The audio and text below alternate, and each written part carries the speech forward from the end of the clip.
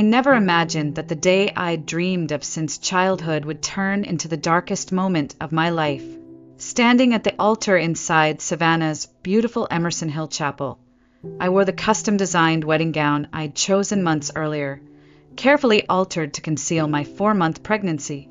The afternoon sun filtered gently through stained glass windows, painting soft patterns across the white chrysanthemums that Lorraine, my soon-to-be mother-in-law, had so thoughtfully arranged.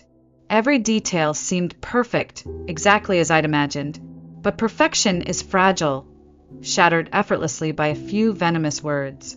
When Reverend Mitchell's calm, authoritative voice echoed through the chapel, asking if anyone had objections to our marriage, I instinctively turned my gaze to Caleb. He stood handsome and poised, his dark tuxedo perfectly tailored, the familiar sparkle in his blue eyes promising a lifetime of love and devotion. Then it happened. A voice, sharp and unmistakably cold, cut through the sacred silence like a blade. The child she's carrying is not my son's. 200 heads snapped around simultaneously, staring at the woman who had spoken. Lorraine Whitmore, the woman I'd grown to trust and even love, slowly rose from the front pew. Her gaze was ice, her posture rigid with an air of cruel triumph. Vivian Hale has betrayed my son, and I have the proof right here. With theatrical precision, she lifted a large manila envelope, its contents suddenly more threatening than any weapon. The chapel fell, deathly silent. Shock quickly turned into judgment, and all eyes settled on me, burning through me like fire. My heart raced painfully inside my chest, and I felt my unborn child kick gently, as if sensing the horror unfolding around us. Lorraine stepped confidently toward Caleb, placing the envelope into his trembling hands. Her voice dropped to a soft, poisonous whisper, loud enough for all to hear clearly. "Caleb, look at these carefully and then decide for yourself." My fiancé, my best friend, the man I'd loved wholeheartedly for 5 incredible years, pulled the documents free. His eyes scanned the papers, color draining rapidly from his face. When he finally looked up, I didn't recognize the man standing before me. The warmth, trust, and affection were replaced by betrayal and disgust. "Vivian," he said, barely audible, "tell me it's not true." My voice caught painfully in my throat, the words desperate and broken. "Caleb, please." "I would never, you know me." But doubt had already taken root. Lorraine's carefully crafted lie had done its damage, burrowing deep into Caleb's heart. Without another word, he dropped the envelope to the ground, papers scattering at my feet, and turned his back on me. His groomsmen quickly followed suit, the rest of the guests rising from their seats, their whispers growing into a chorus of condemnation. Within seconds, I stood utterly alone at the altar, humiliated and broken. Through blurred vision, I caught sight of Lorraine, her pale lips curved into a subtle smile, a smile that would haunt me for years. In that instant, I saw clearly what I'd missed all along. She'd planned this betrayal meticulously, savoring the moment she would destroy me. Unable to bear the weight of their accusing eyes, I turned and fled, stumbling out of the chapel and into the garden. My veil snagged painfully on the thorny bushes lining the path, tearing away like the illusions I'd carried about love, family, and trust. But this wasn't the end, not yet. As my world fell apart around me, something new took root deep within my heart. 2 promises were born in that garden. First, I vowed to my unborn child that no matter what happened, I would protect and cherish them with every fiber of my being. And second, I swore to myself that someday, somehow, Lorraine would pay dearly for the lies that destroyed my happiness. My name is Vivian Hale, and this is the story of my revenge. If I'm being honest, our love story began in the most ordinary yet magical way possible, at an art gala in downtown Savannah on a cool September evening.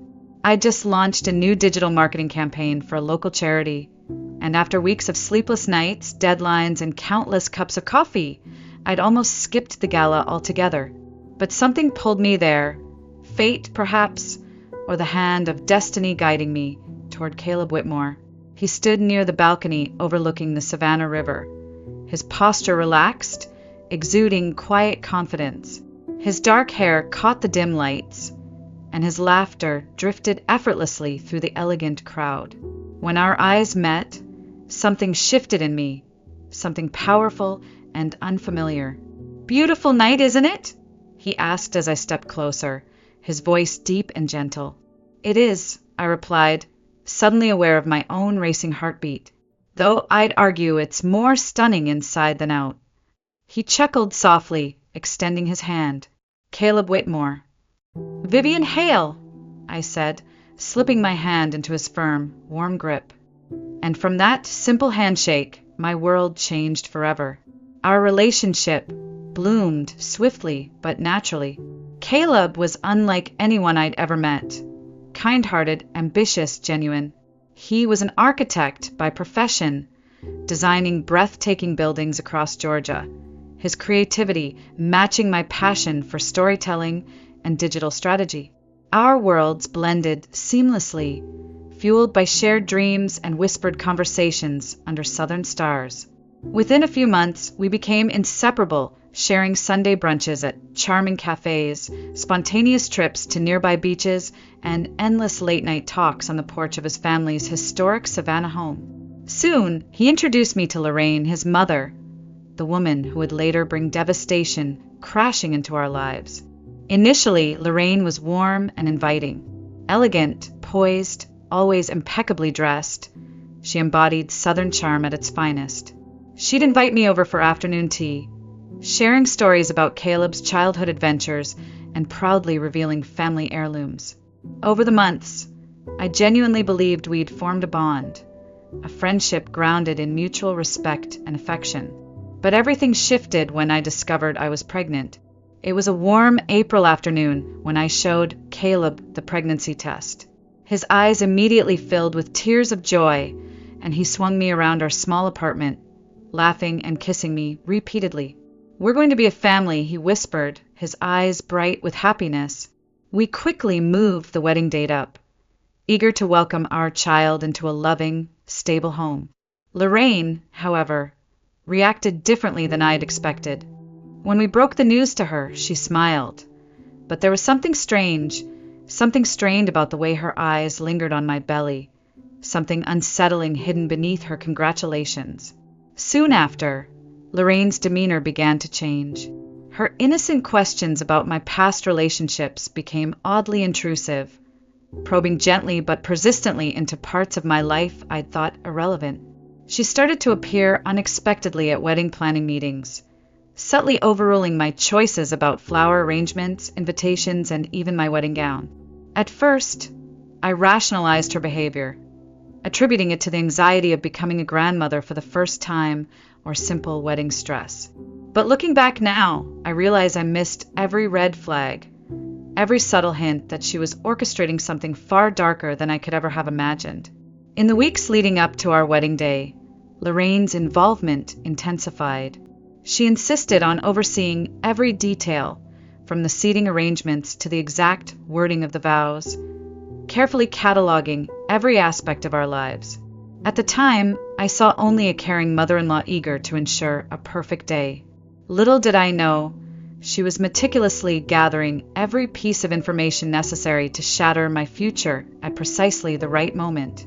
As I look back, haunted by what I failed to see, I understand that love can blind us, even to dangers that lie hidden in plain sight. Lorraine's intentions had always been there, carefully masked behind warm smiles and elegant Southern charm. And on my wedding day, her carefully concealed venom was finally unleashed, destroying everything I'd built in an instant. But Lorraine had underestimated one thing: my willingness to rise from the ashes and fight back. After the wedding day disaster, my life became a whirlwind of pain, whispers, and stares. Savannah's social circles thrived on gossip, and I'd become their latest scandal, the pregnant bride abandoned at the altar, labeled a liar and adulteress overnight. I secluded myself inside my parents' modest home just outside the city limits, hiding from curious eyes and judgmental glances. My wedding gown hung abandoned in the closet, stained at the hem from that humiliating escape through the chapel garden. Each night, as darkness blanketed Savannah, memories of Lorraine's cruel smile and Caleb's cold, empty gaze haunted my dreams. Weeks passed, blurring together into one continuous nightmare. I lost count of how many times I woke up praying it had all been a terrible dream, only to feel my growing belly and realize, once again, this was my painful reality. My parents, God bless them, did everything they could to comfort me. My father, a retired high school art teacher, transformed his beloved study into a nursery, painting the walls a gentle shade of sage green, a color he called the color of new beginnings. He meticulously painted tiny birds along the nursery walls, whispering quietly, "Birds are symbols of freedom, Vivian. One day, you'll feel that freedom again." My mother spent her evenings knitting blankets and tiny sweaters, filling our home with warmth and comfort. Even in my darkest hours, their love was an anchor, reminding me that my life and my child's still held meaning, despite Lorraine's efforts to destroy it. Determined to rebuild, I reached out to my former boss at Hale & Rise, the digital marketing firm I'd reluctantly left months earlier at Caleb's insistence. With trembling hands, I dialed Sandra Hale's number, hoping for a lifeline to regain some dignity and independence. When Sandra answered, her voice was gentle yet firm. "Vivian, we've missed your brilliance around here. Actually, I've been hoping you'd call. We're launching a new division, digital storytelling and strategic branding. You'd be perfect to lead it." For the first time in weeks, I felt a spark of hope ignite within me. My old career had always given me confidence, purpose, and strength, qualities Lorraine could never steal. The months flew by as I threw myself into work, channeling my grief and anger into building something extraordinary.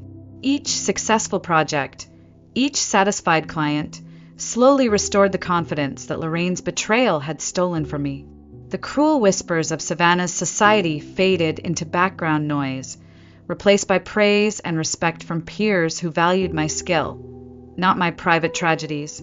In October, on a crisp autumn morning, my son Elliot was born. As dawn painted gold and pink across the Savannah skyline, I held my baby in my arms, overwhelmed by a love fiercer than anything I'd ever known.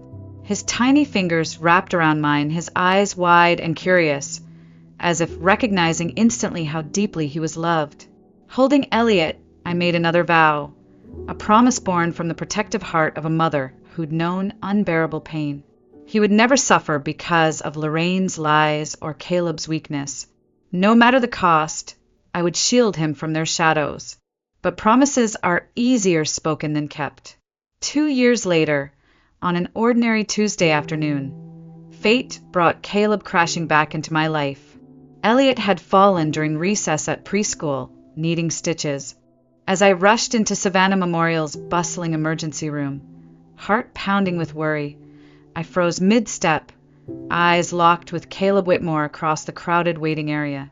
His gaze shifted quickly to Elliot, who sat in my arms, crying softly. Caleb's face paled instantly, recognition striking him with undeniable clarity. Elliot was his mirror image, the same sapphire eyes, dark curls, and expressive features.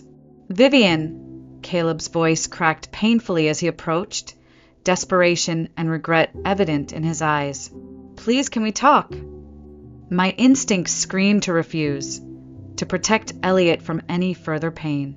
But before I could answer, Elliot looked up at Caleb, wiping tears from his cheeks. With innocent curiosity, he asked, "Who are you?" The question hung heavily between us, the simple words holding power beyond comprehension. Caleb stared at his son, the depth of what he'd lost dawning painfully in his eyes. In that heartbeat, revenge became more than just a promise. It became a necessity, a reckoning not only for myself, but for Elliot. Lorraine had stolen years from us both, poisoning Caleb's mind with carefully orchestrated lies. And now, facing the truth standing before him in the form of an innocent child, Caleb had to bear witness to the devastation wrought by his blind trust. My journey back from the ashes had begun quietly, subtly, but now, standing face to face with Caleb, a fire roared inside me, fierce and unstoppable. Lorraine Whitmore would soon understand that every choice has consequences, and her cruelty would return to her tenfold. This was no longer merely survival. This was justice, slow, deliberate, and merciless. Caleb's eyes remained fixed on Elliot, disbelief and guilt mingling in their depths as reality settled heavily between us. "Who are you?" Elliot repeated, innocently breaking the silence, his tiny voice echoing the profound weight of that question. Caleb knelt slowly, lowering himself to Elliot's eye level, struggling to speak past the lump in his throat. I'm someone who knew your mom a long time ago." Elliot studied him carefully, the innocent scrutiny of a child. "Were you Mommy's friend?" "Yes," Caleb answered, his voice barely a whisper, eyes brimming with unshed tears. "A very good friend." My heart twisted painfully as I watched them interact.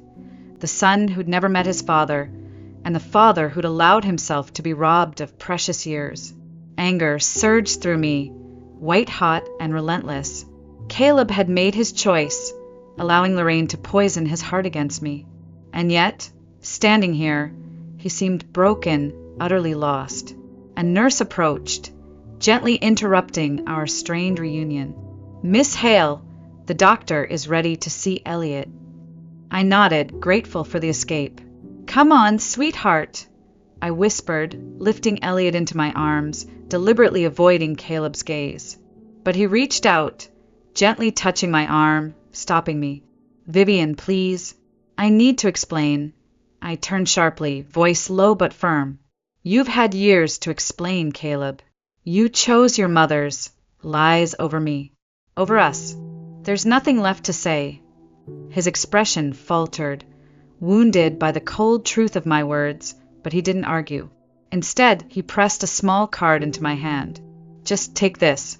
If you ever decide to listen." Without another glance, I walked away, leaving him standing alone, haunted by choices he could never undo. That night, after Elliot was safely asleep, clutching his favorite stuffed penguin tightly to his chest, I sat at the kitchen table, staring at Caleb's business card. Emotions I'd long suppressed resurfaced, raw and painful. Anger, regret, a hollow ache of betrayal, but above all, determination. Lorraine's lies had torn us apart, stolen Elliot's father from him, and stripped away years of our happiness. She would answer for that. My phone buzzed, shattering my thoughts. An unknown number. Against my better judgment, I answered. Vivian Hale speaking. There was silence on the other end before a weak, trembling voice spoke. "Vivian, it's Lorraine." My heart froze, my grip tightening around the phone. Anger surged instantly, burning through me. "How dare you call me?" I hissed, voice trembling with barely restrained fury. "I know I don't deserve your forgiveness," she said quietly, her usually confident voice now frail and subdued. "But please, Vivian, just listen. I'm in the hospital. It's my heart. The doctors say I don't have long, and I can't go without confessing." I hesitated, torn between rage and curiosity. Lorraine had built her life on manipulation. Could this be yet another scheme? What confession, Lorraine? More lies? My voice dripped with bitterness. "No, not lies, Vivian. Not anymore." She paused, struggling for breath. Everything that happened that day, the documents, the accusations, it was all a fabrication. I paid a lab technician to falsify paternity results, photographs, everything. You never betrayed Caleb. I was afraid of losing him to you. Her words hung in the air, painfully clear, painfully true. My hands shook uncontrollably. And Caleb? Did he know? "No," she whispered. "He never suspected. He trusted me blindly, and I took advantage of that trust to destroy you." Silence stretched between us, heavy with years of pain and unanswered questions. Finally, she spoke again, voice weak. I've written everything down, names, dates, payments. It's notarized. Caleb has a copy. Vivian, I know I can never undo what I've done. But please, let Elliot know the truth one day. Don't let him think his father willingly abandoned him. Tears blurred my vision, anger mingling with relief, grief, and vindication. Lorraine, why now? Why confess after all these years? Her answer was quiet, defeated. Because facing death teaches you clarity. I've lost Caleb already. I don't want to lose my grandson too, even if he never forgives me. He deserves the truth. You both do. I sat back, overwhelmed. I won't promise forgiveness. Not for myself, anyway. But I promise Elliot will know exactly what happened. Thank you, Lorraine whispered, voice fading. It's more than I deserve. After hanging up, I stared out into the night, the lights of Savannah glowing softly. Lorraine's confession had opened wounds deeper than before, but it had also given me the strength I needed. She'd finally shown weakness, vulnerability, a crack in her carefully constructed armor, and I intended to break that armor apart, piece by painful piece, because Lorraine Whitmore's confession didn't erase her sins, and forgiveness wasn't mine to give. But justice, true merciless justice, was mine to claim. Lorraine's confession haunted me through sleepless nights, echoing relentlessly until it solidified into a single thought: revenge. I'd spent 5 years imprisoned by her lies, carrying a burden of shame I never deserved. Caleb had abandoned me, my reputation was shattered, and worst of all, my innocent son had been robbed of his father. Lorraine's illness and belated remorse didn't absolve her from the agony she'd inflicted. She had confessed only out of fear of facing eternity burdened by her sins, not out of genuine compassion or repentance. No, she deserved no mercy from me. I decided the truth wouldn't quietly fade away. It would burn brightly for all to see. My plan formed quickly, guided by years of suppressed rage and sharpened by the clarity Lorraine's confession provided. I gathered every detail of her scheme, her signed confession, bank records of payments to the lab technician, emails detailing her manipulation. Every damning piece of evidence was carefully archived, ready to unleash at the perfect moment. But revenge, true revenge, isn't about immediate destruction. It's about timing, precision, and impact. 2 weeks later, Caleb showed up at my office unexpectedly. I hesitated briefly, then invited him in. He looked exhausted, dark circles etched beneath his eyes, shoulders burdened by guilt. I'm not expecting your forgiveness, he began softly, but I need you to know the truth. I never stopped loving you. Not for 1 minute. Lorraine was my mother, and I trusted her blindly. I was weak, Vivian. I failed you both. His voice shook, and I saw sincerity mingled with pain in his eyes. Part of me softened, but the stronger part remained guarded. You abandoned me, Caleb, I said quietly, my voice steady but cold. I spent years enduring whispers, stares, humiliation. Elliot grew up without his father because of your blind trust. He looked down, ashamed. I'll spend my life trying to make amends, if you'll let me.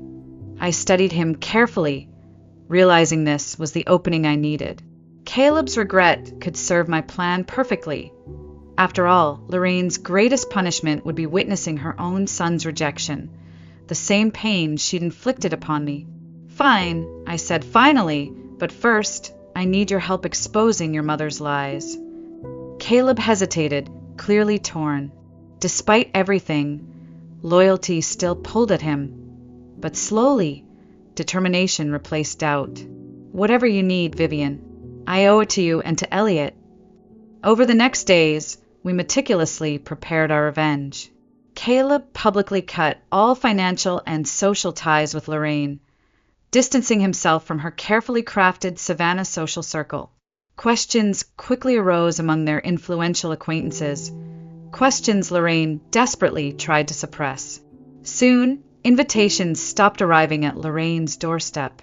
Her cherished social status began to crumble, her once impeccable reputation stained with whispers of uncertainty.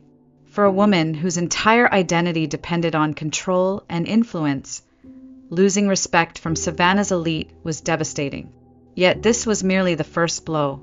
Exactly 1 month after Lorraine's confession, Savannah hosted its annual gala, the same event where Caleb and I had first met. Everyone who mattered was present. Lorraine, despite declining health, appeared determined to maintain the illusion of composure. Caleb and I arrived together, heads held high. Whispers erupted instantly as we entered arm in arm, confident, unapologetic. Lorraine's face paled visibly, her perfectly crafted mask slipping momentarily. We made our way directly to her table. Caleb's voice remained steady, echoing across the stunned silence. "Mother, you've lied and manipulated long enough. Vivian and I aren't here to forgive or forget. We're here to finally reveal the truth." Lorraine's voice trembled weakly, eyes darting anxiously. "Caleb, please, not here." Ignoring her plea, Caleb turned to the crowd, who now watched intently.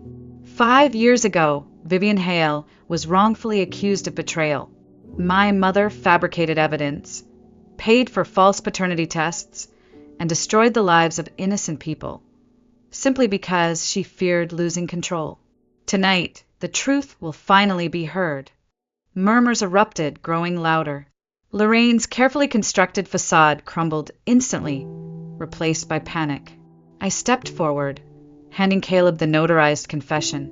He lifted it high for everyone to see, his voice clear, unwavering. "This confession details every lie Lorraine Whitmore told, every act of deception. This ends now." Lorraine shrank back, her eyes pleading, desperate. "Please, Caleb, Vivian, I beg you." I leaned close, voice calm but merciless. "You deserve no mercy. You took everything from me, from Elliot. Now watch as your lies take everything from you." As guests crowded around Caleb, eager to witness Lorraine's downfall, I stepped back, savoring the moment. Lorraine's once powerful presence collapsed under the weight of her own betrayal. Her control shattered completely, exposing her for what she truly was, a frightened, powerless woman who had destroyed herself through her own cruelty. Revenge isn't always loud or violent. Sometimes the sweetest revenge lies in simply holding up a mirror, forcing someone to finally see the monster they've become. Lorraine Whitmore now stood face to face with the consequences of her actions. Her punishment wasn't death, illness, or poverty. It was humiliation, loss of control, and the realization that her carefully orchestrated life had ended in ruin. And as I watched her crumble beneath the harsh judgment of Savannah's elite, I realized this was only the beginning. My revenge had begun, but it was far from over. In the weeks that followed Lorraine's public disgrace, Savannah buzzed with endless gossip. The queen of the city's social elite had fallen spectacularly, leaving behind nothing but shattered pride and exposed secrets. Newspapers eagerly ran sensational headlines, detailing Lorraine Whitmore's betrayal, manipulation, and ultimate humiliation. Yet, amid the chaos, I felt no satisfaction, only quiet, steady determination. This revenge had never been about glory or fame. It was about reclaiming dignity stolen from me and justice for Elliot. Despite Lorraine's pleas for privacy, Caleb refused to shield her from the consequences she'd earned.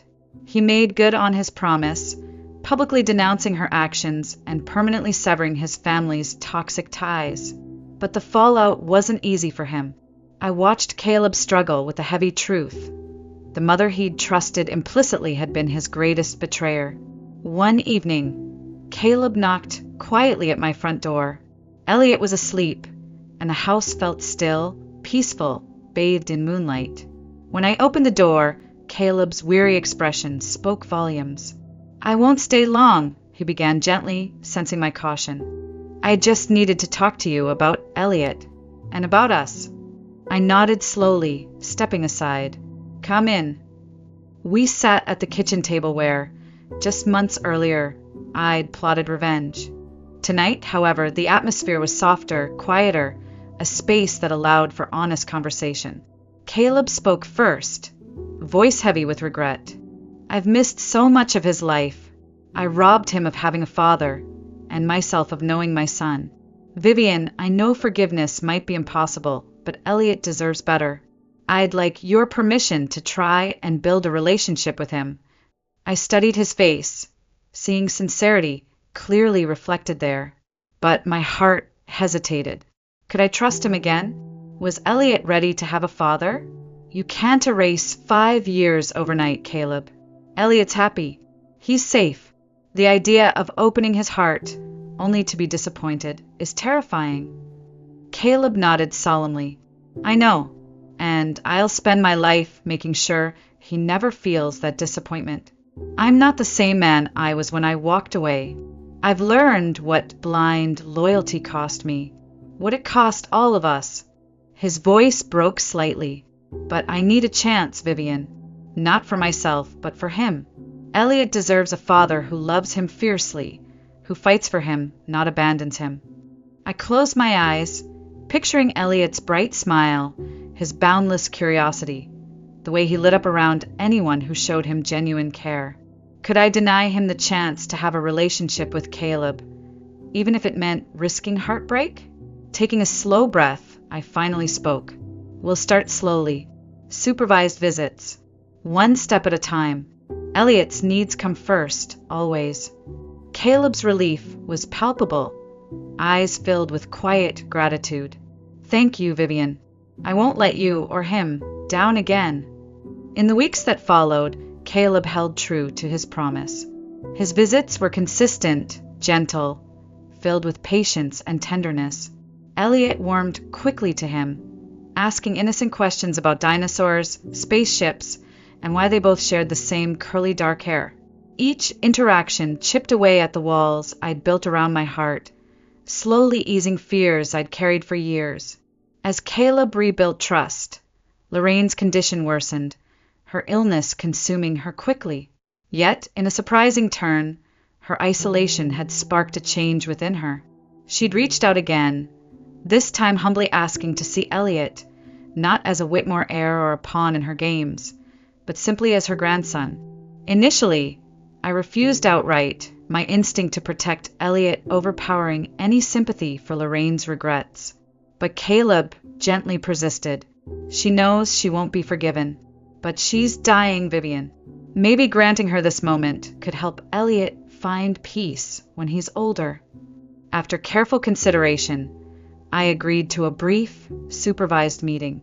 We visited Lorraine's hospital room, sterile and cold, a stark contrast to the lavish mansion she'd once inhabited. Lorraine lay weakly in bed, humbled and vulnerable, barely recognizable as the woman who destroyed my wedding day. When Elliot entered hesitantly, clutching Caleb's hand tightly, Lorraine's eyes filled instantly with tears. "Oh, Elliot," she whispered softly, voice fragile. "You look just like your father." Elliot approached cautiously, offering her a small handmade card, a drawing of 3 birds holding wings tightly. "It's for you. Mommy says birds mean family." Lorraine trembled, clutching the card tightly. Tears streamed down her cheeks, remorse mingling openly with gratitude. Her gaze lifted toward me, silently pleading forgiveness she knew she wouldn't receive. Yet, in that quiet, profound moment, revenge and bitterness lost their grip, replaced by something infinitely more powerful: hope. As we left, Elliot squeezed my hand gently. "Mommy, did I do good?" "You did perfect," I whispered, my heart aching with love and pride. That evening, after Elliot drifted into peaceful sleep, Caleb lingered at the door, hesitant yet hopeful. "We can't erase the past," I finally said softly, "but perhaps we can rebuild from it, stronger this time." Caleb smiled gently. That's all I could ever ask. Revenge had given me justice, but true healing came in moments of compassion, forgiveness, and the bravery to begin anew. Lorraine's sins had been punished, but real redemption lay in my choice to free myself and Elliot from the chains of bitterness and pain. Justice had been served. Now, redemption could finally begin. The months following Lorraine's emotional reunion with Elliot marked a quiet but profound turning point in our lives. Her illness, though relentless, became a catalyst for healing, not just for her, but for Caleb, Elliot, and especially for me. Lorraine's surgery was successful, giving her more time she no longer wasted on manipulation or control. Instead, she embraced therapy, confronting the destructive behaviors and insecurities that had driven her actions. She would never reclaim her old status or influence, but I sensed something more meaningful emerging from her new humility, genuine remorse. Gradually, Lorraine rebuilt trust, not through words, but through tangible actions. She insisted on funding Elliot's education, her intentions clear. This wasn't an attempt to buy forgiveness, but a genuine step toward making amends. Caleb, initially skeptical, recognized the sincerity behind his mother's gestures. Even I had to admit, cautiously, that Lorraine's transformation seemed authentic. Meanwhile, Caleb and Elliot bonded effortlessly.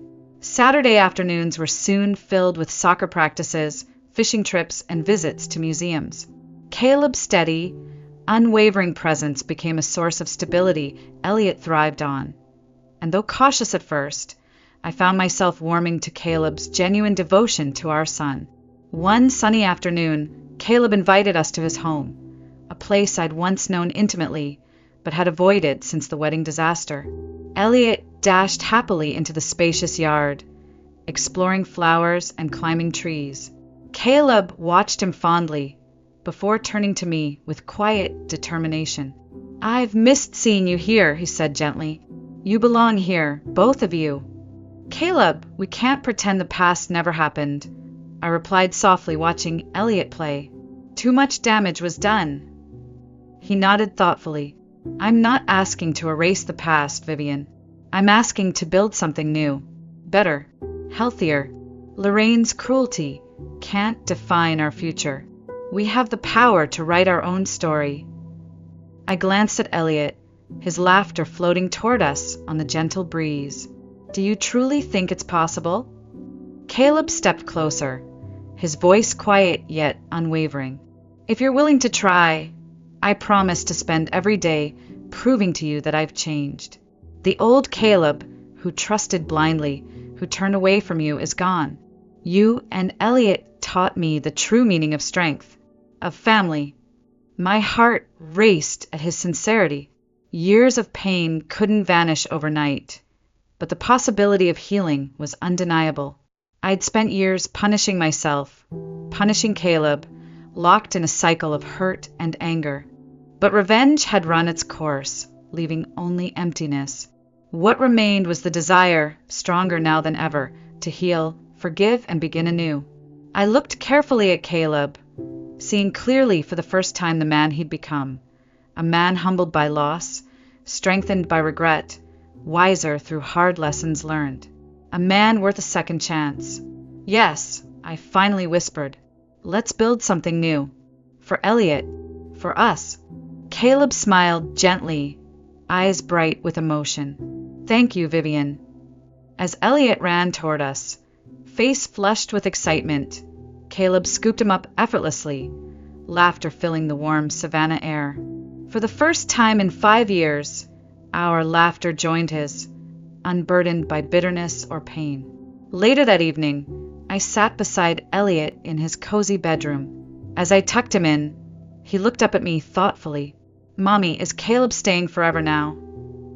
"Would you like that?" I asked gently. He nodded earnestly. "Yeah, I want a daddy every day, just like my friends at school." I brushed the curls from his forehead, feeling peace settle within me. "Then yes, sweetheart, I think Caleb's going to stay." Elliot smiled sleepily, eyes drifting shut. "Good. I'm glad we're like the birds in my drawing now, all together." As he fell asleep, I gazed at the framed picture he'd drawn months ago. 3 birds holding wings tightly, flying together through clear skies. Once a symbol of pain, it now represented a powerful truth. Family isn't defined by perfection, but by forgiveness, growth, and love. Downstairs, Caleb waited quietly, hopeful eyes meeting mine as I descended the stairs. "Everything okay?" he asked softly. I nodded, stepping into his embrace. "Better than okay. I think we finally found our way home." Outside, the Savannah night was calm and peaceful. Lorraine's cruelty had once torn us apart, but her eventual remorse, Caleb's sincerity, and Elliot's unconditional love had allowed healing to begin. The past would never fully disappear, but it no longer held power over our future. Revenge had brought justice, but forgiveness had granted freedom. Our family had been broken, scattered by lies and betrayal, but like birds returning after a long, painful journey, we had found our way back to each other. Together, we could finally soar. As time passed, our new family dynamic took shape, quietly growing stronger with each passing day. We settled into a gentle rhythm, no longer overshadowed by the ghosts of past betrayals. Caleb and I navigated our renewed relationship carefully, never rushing, always respectful of wounds still healing. Yet each shared moment brought more trust, more closeness, slowly mending what had once seemed irreparably broken. Lorraine, still frail from her illness, but emotionally renewed, became a softer presence in our lives. While her actions could never be erased, I gradually accepted her sincere attempts at redemption. Caleb often accompanied Elliot to visit her, each meeting reinforcing the bond that had emerged from the ashes of bitter resentment.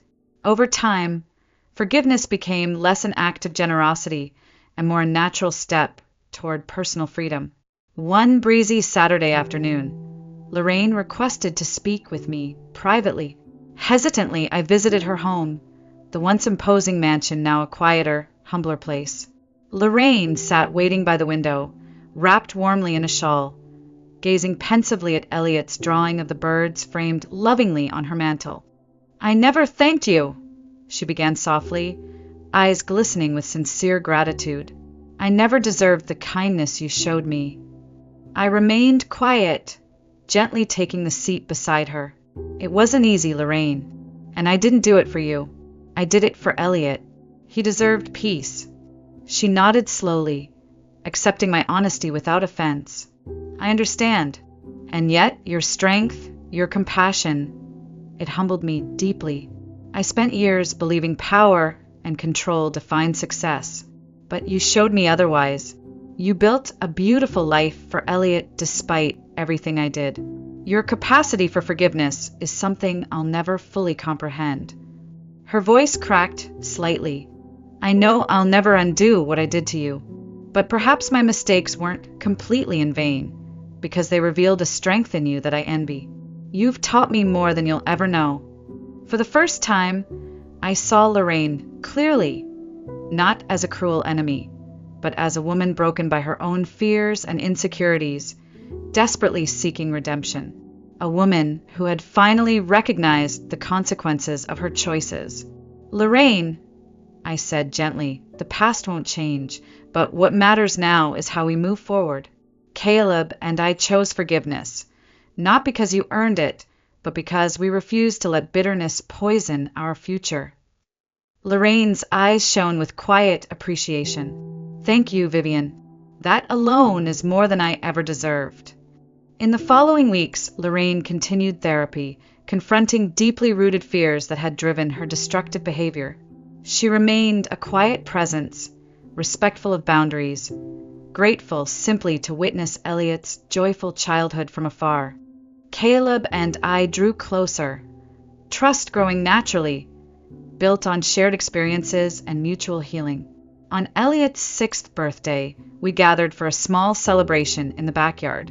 Lorraine attended, sitting comfortably in a shaded chair, joyfully watching Elliot chase butterflies across the lawn. Caleb approached me quietly, gently slipping his hand into mine, warmth radiating from his touch. "You know, I spent so many nights dreaming about a moment like this," he confessed softly. I thought I'd lost it forever. Lost you. Lost Elliot. But you didn't, I whispered reassuringly, leaning into him. We found our way back. Stronger, wiser, and better. Caleb smiled, his eyes warm. I won't ever take this second chance for granted, Vivian. You've given me everything. Later that evening, as twilight painted the sky with soft shades of gold and lavender, Elliot curled sleepily into my lap. He glanced thoughtfully at Lorraine, then back at me, innocent curiosity shining in his eyes. Mommy, he asked softly, are you still mad at Grandma Lorraine for what she did? I smiled gently, brushing dark curls from his forehead. Not anymore, sweetheart. People make mistakes, but sometimes those mistakes teach them how to become better. He considered this carefully, like when I spilled paint on the floor and learned to clean it up by myself. Exactly, I replied, warmth spreading through my chest. When we forgive, we give people a chance to fix what they've broken. Elliot nodded wisely, eyelids heavy with sleep. I'm glad we forgived her, because now we're all together like my birds. After he drifted to sleep, Caleb joined me on the porch, fingers intertwining comfortably. Silence stretched between us, peaceful and comforting, each breath filled with quiet gratitude for this hard-earned tranquility. You know, Caleb finally said, voice gentle, thoughtful, there's a kind of strength in forgiveness I never understood until now. You taught me that.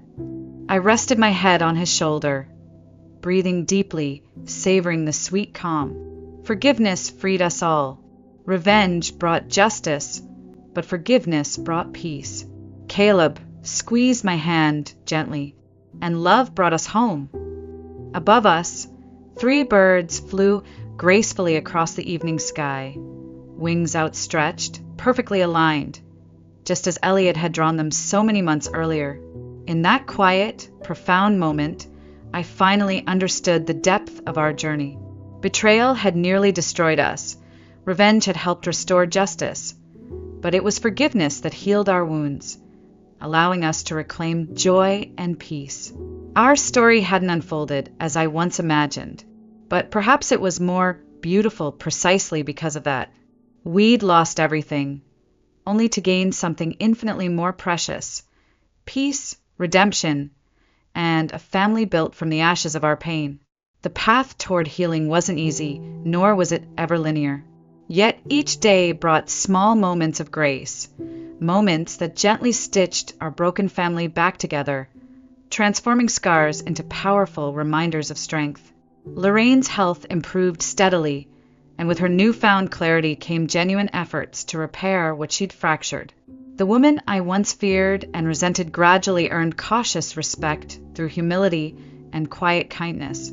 She never asked for forgiveness again. Instead, she spent her days proving she deserved it. Caleb, committed wholeheartedly to his role as a father, brought renewed joy into Elliot's life.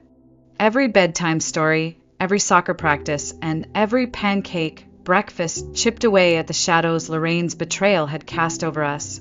Caleb had become more than Elliot's father.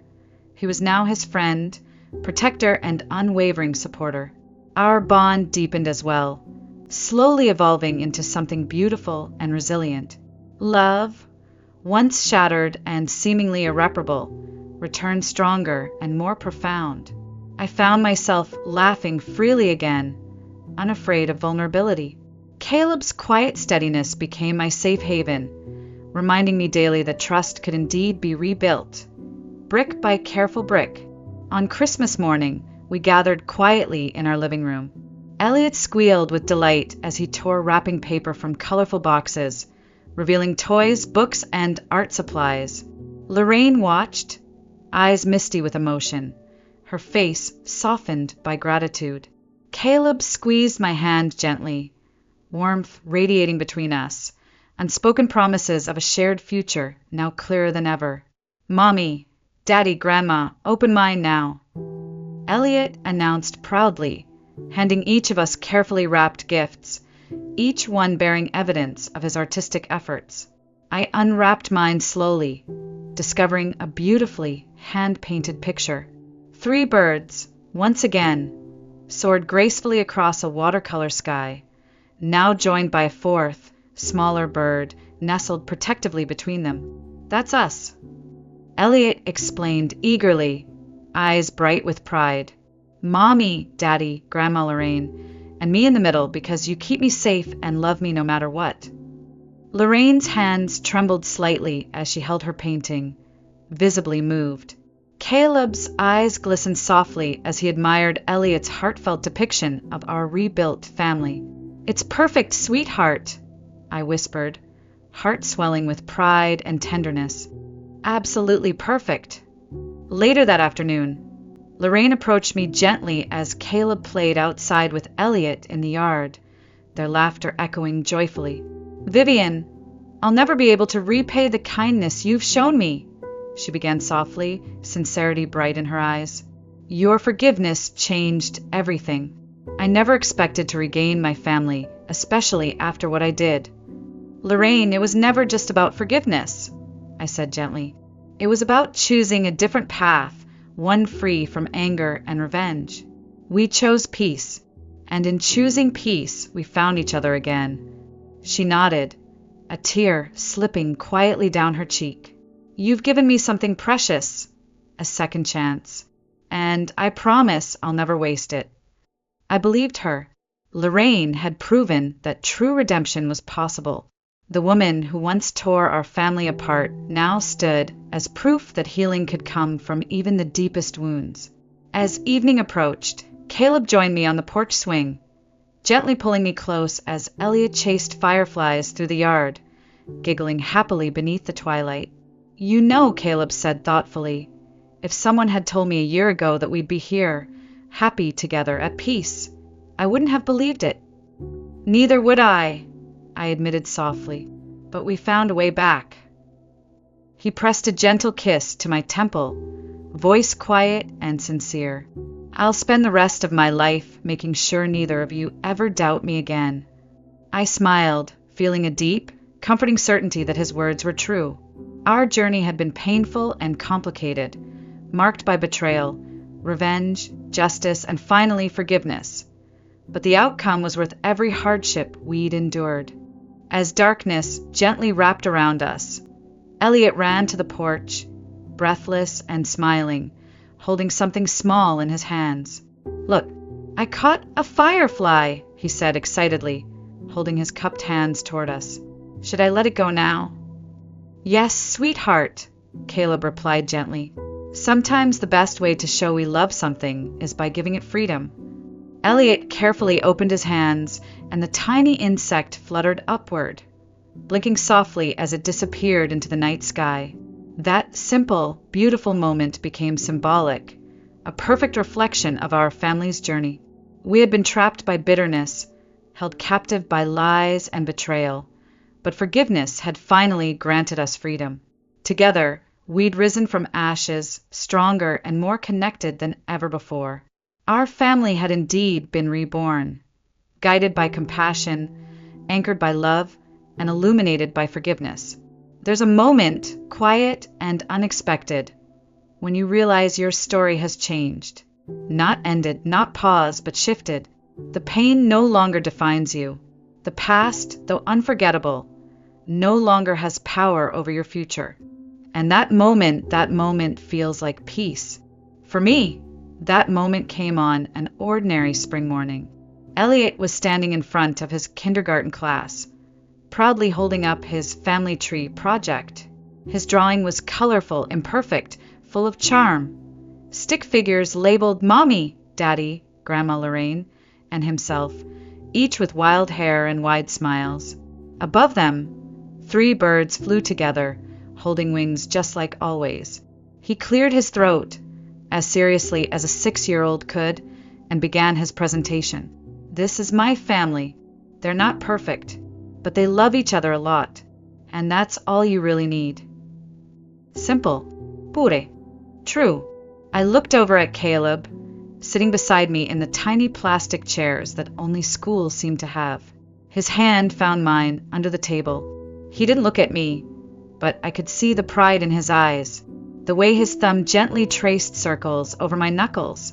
The same gesture he used to do years ago when we first fell in love told me everything I needed to know. We had made it, not because the pain disappeared, but because we chose to grow through it, not around it. After the class presentations, Elliot ran to us, arms outstretched. Caleb scooped him up, spinning him gently while Elliot laughed in that wholehearted, belly-deep way children do when they feel safe. Lorraine was waiting outside the school gates, cane in hand, her posture more frail these days, but her spirit stronger than ever. When Elliot ran to her, she opened her arms without hesitation, embracing him with all the gentleness she once withheld. I watched them from a distance, remembering the first time she'd held him, trembling, unsure, remorseful. Now there was only love. She caught my gaze over Elliot's shoulder and mouthed two words she'd said many times before, but which still carried weight. Thank you. Later that evening, we gathered in the backyard for dinner under string lights Caleb had put up himself. The air was warm, filled with the scent of roasted vegetables and laughter. Elliot darted between chairs, sharing pieces of trivia he'd learned in class, announcing he would be both an astronaut and an artist when he grew up. Why choose? I said, smiling. You can fly rockets and paint the stars. He beamed at that. Like the birds in my pictures. The framed artwork still hung in our hallway. The original 3 birds drawing and now several newer ones, each evolving, each more hopeful. One even had 5 birds, added just a few weeks ago after Elliot's cousin was born. This one's for our whole family, he'd told me, because it keeps growing when we take care of it. And he was right. Family isn't always about blood. It's about the people who show up, who take responsibility, who choose love, even after it's been tested. Caleb and I had once thought our story ended at that ruined altar. But in truth, that was only where it began. The wedding that never was became the catalyst for everything that followed, for transformation, healing, and the creation of something far more real than perfection. We never remarried officially, not because we didn't believe in the commitment, but because we realized the paperwork didn't matter. What mattered was how we showed up every day, with honesty, grace, and the courage to keep choosing each other. And we did. When I tuck Elliot in at night now, he always asks the same question. Are the birds still flying together? I always answer the same way, without hesitation. Yes, sweetheart, they are, and they always will. Because love doesn't always follow a straight line. Sometimes it takes the long way home. But when it's real, it always finds its way back. And this time we're flying together. For good.